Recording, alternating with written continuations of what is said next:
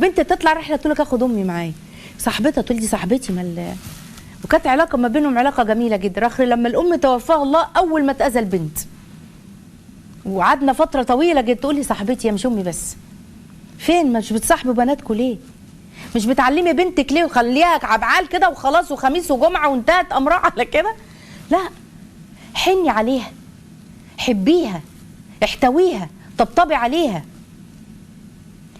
تاني حاجه بتحتاجها البنت في مرحله المراهقه حاجه ايه؟ الدعم والثقه.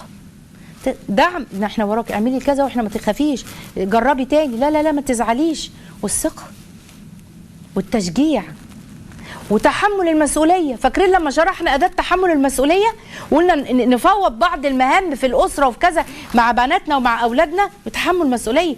ما تطلعش ماما مش عارفه وتقعد تتجوز ماما وتعاد تتصل بامها وراجل يقول مش عارف انا اتجوزت